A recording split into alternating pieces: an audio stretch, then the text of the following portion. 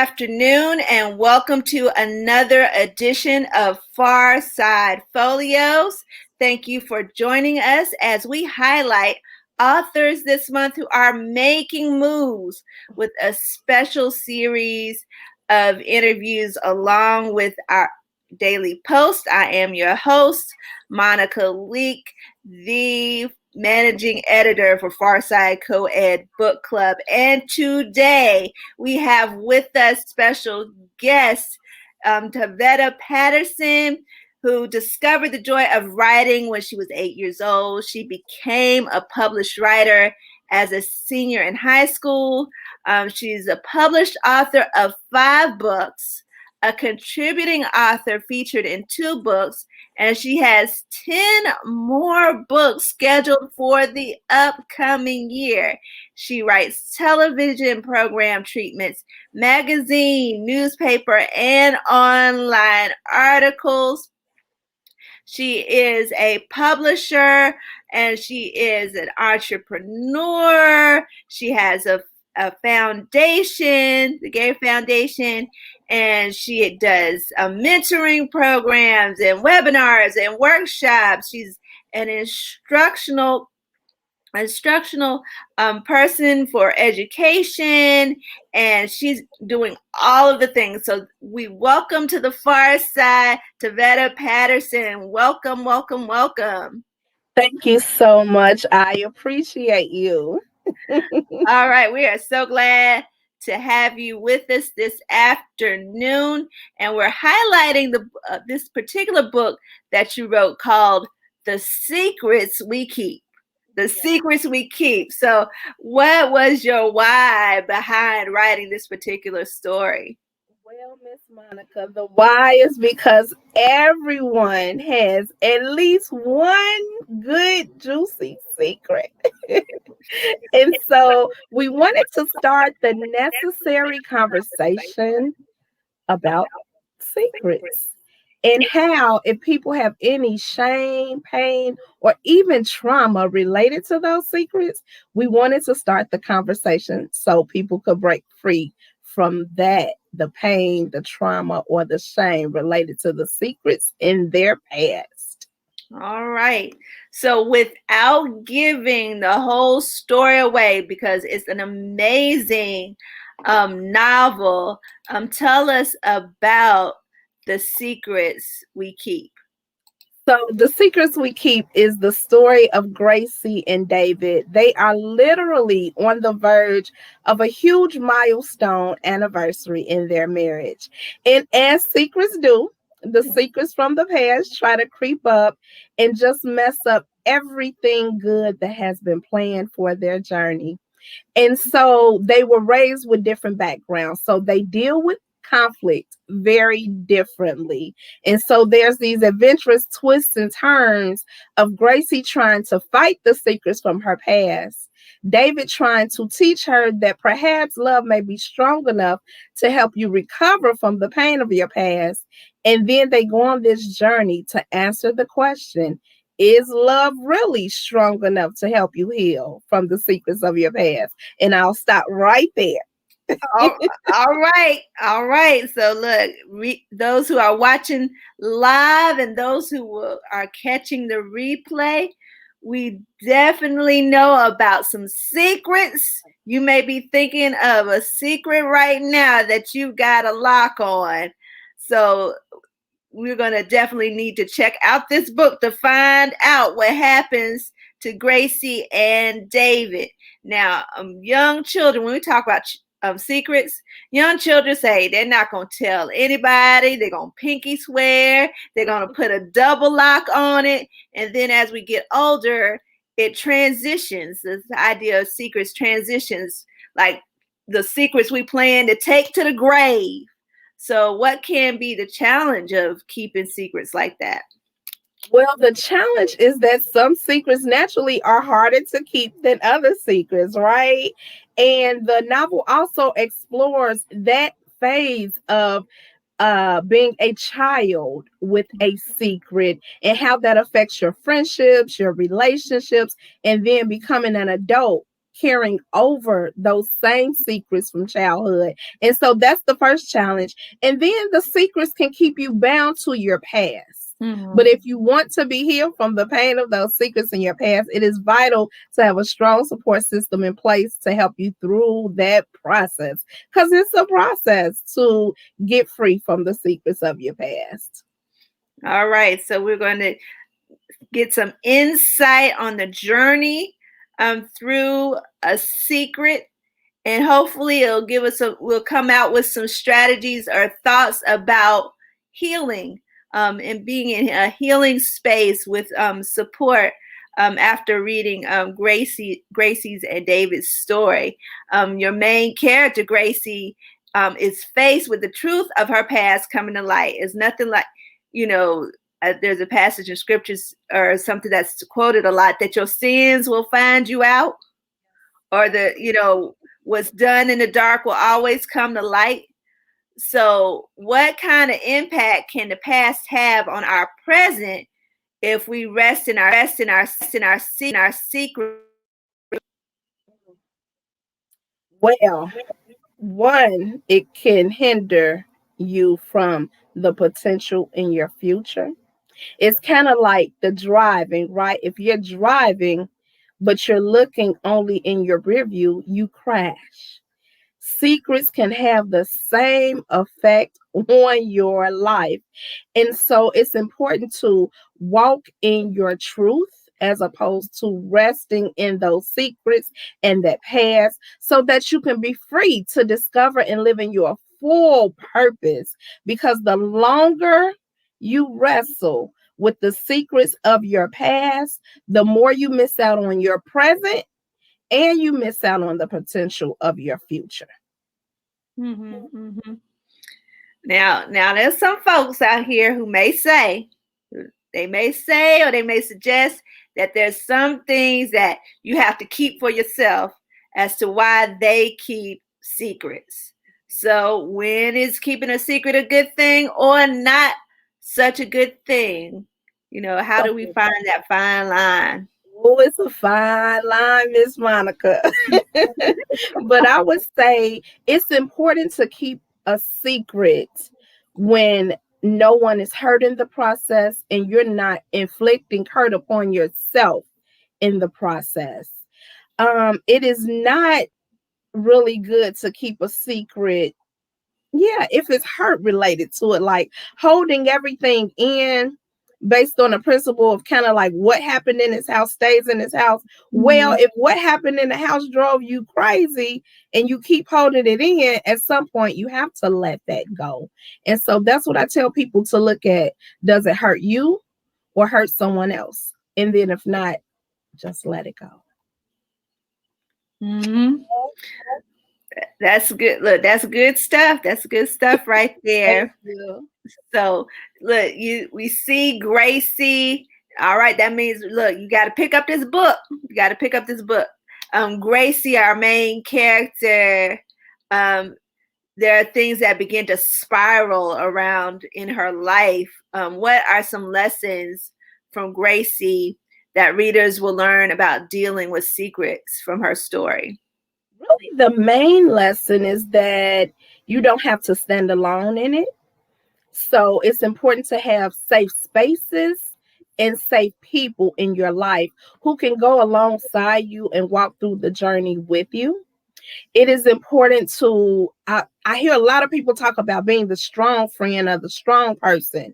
So strength sometimes is also in being vulnerable enough to tell whatever your truths are, as long as it's in a safe place. Because another thing the novel looks at is what happens when you tell your secrets and they spill out in environments that are not safe, versus when you find those safe spaces and you find the people who can walk alongside you, and then you share your secrets in that environment. So it looks at both sides of the spectrum, but mainly that have someone who can walk with you. When you let the right people in, you win.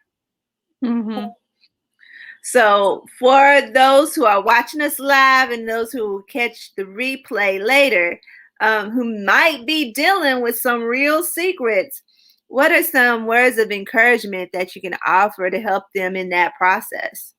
Wow, that's a really excellent question. I would encourage to just muster up the courage to walk through the process, because in processing the secrets of your past, you get to take your power back from the secrets of your past. And so I am of the belief that pain should never be wasted. Like, if you survive the secret, you walk through the pain, the trauma, the shame, or even confusion that may have been related to the secrets of your past. If you walk through that and you survive that, there's still purpose for your life. And so the moment you discover and live your purpose, then that's when you turn that pain from the secret into your power. All right now. Pain into power. That sounds like that's a whole word right there. I That is agree. a whole word. Look, a word, a workshop, a webinar, Okay. a coaching session. Okay. That is all the things. I hear So you.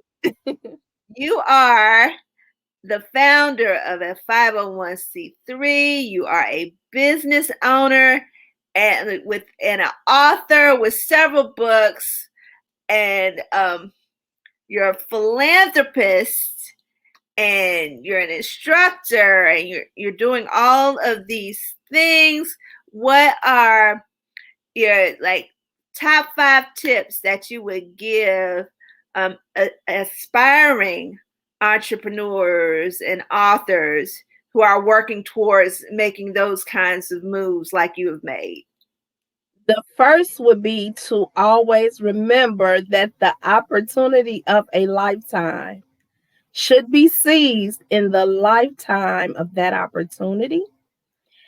I learned that from my experience in 1998 when I returned to Gary from college in Atlanta, and I wanted to make first generation college experiences better for the next generation and behind me. And so I had to start as soon as I returned. And today, I've had the opportunity to work with over 21,000 children. And now they're sending in videos of college graduations and saying thank you. And so my positioning at that time was to help them be in position for their time. That's the first lesson that I wanted to share. You said 5. Let's see. I can do it. The All right. second one would be to, as a founder, I'll talk about being a founder of a business. To be in business, it's important to develop definitive focus, because you, as a creative, may have a lot of ideas, but to have the focus to focus on, I have a long term vision, but this is what's for now and this is what's for next. So definitive focus will be the second lesson that I would encourage. And then the third that I would encourage is to listen on your journey, because it'll take a lot of answers in life, right? But if you listen, some of the answers will come to you through listening, not having to know it all or figure it all out. The fourth would be to partner in your purpose. When you partner with the right people, you get to maximize your purpose. And then the fifth, I would definitely say, as a writer, that there is an audience specifically waiting for the solutions that your books will provide. So write with purpose and do that starting now. I believe that's 5. Look, that's 5. Look, I'm sitting over here writing it down, taking notes. So our replay viewers, you definitely want to write this down and take your notes. She gave us some good, super tips for our writers and entrepreneurs. You definitely want to seize the opportunity, because there's a moment in time that it's your season, it's your time, and you don't want that moment to pass you by. And so taking advantage of that time, that opportunity knocks, that door, that door is open for you. is crucial. Then she said, develop that definitive focus, so we're not fragmented and scattered all over the world, all over everywhere, because sometimes we can be, a jack of all trades and a master of none. So if we define and fine tune and figure out that niche, that's going to give us more, opportunity to expand and grow and specialize and, stick out in the marketplace. Then she said her third piece was that of listening. And some of us talk so much and we chatter so much that we're not able to still ourselves enough to get the information we need to do the things that we need to do. So if we still ourselves and allow ourselves to listen, then we're going to hear wisdom. We're going to hear revelation, and we're going to hear what we need to do to, launch out and walk through our purpose. Then she said, fourthly, she said, partner.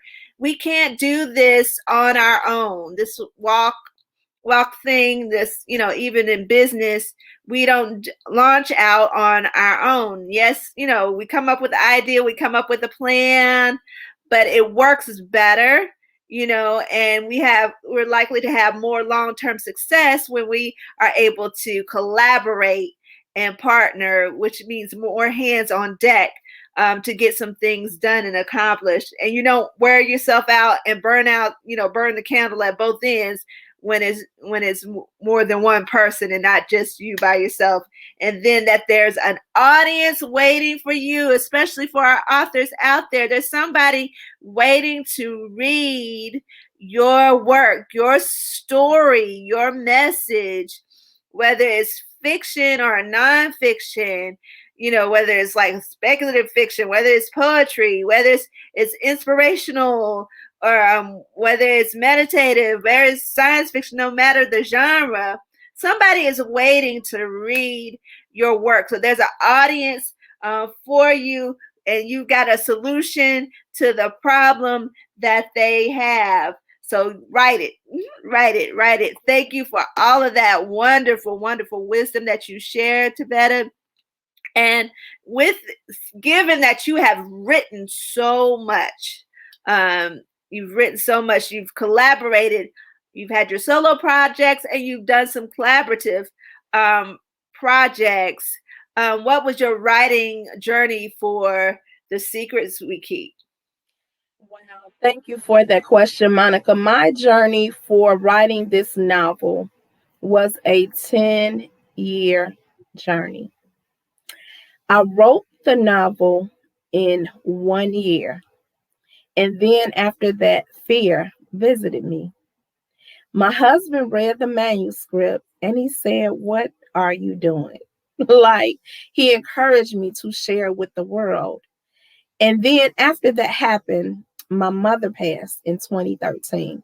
And so those two, I would call turning points in my life, were very vital in this novel becoming a reality. When she passed, I wanted to live more legacy minded.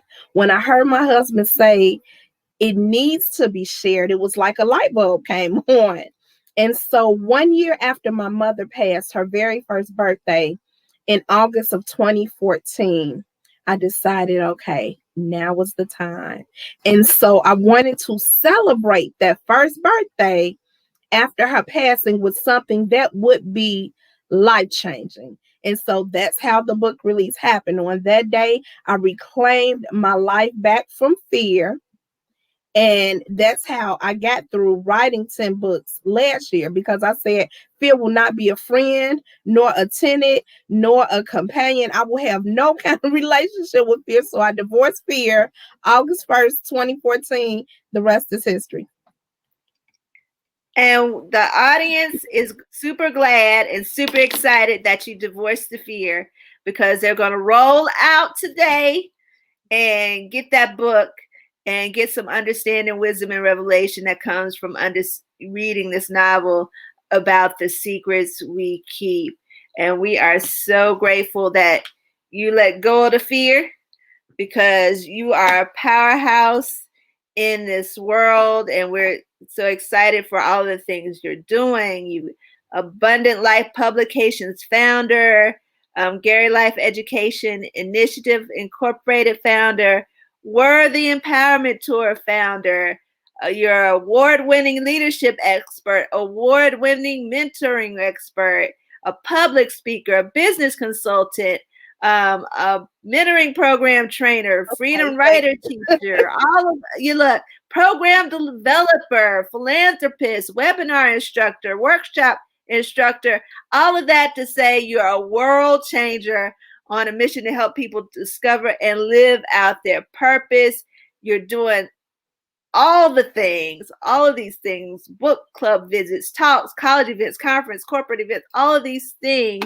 And that is not accomplished um, in a place of fear. So you're walking boldly in purpose in this season. And we definitely, hope that and wish many more books to come and just doors open and avenues for and resources for all the things that you have coming up. So, what are some things that you have, coming up, and how can readers and replay viewers connect with you and your work?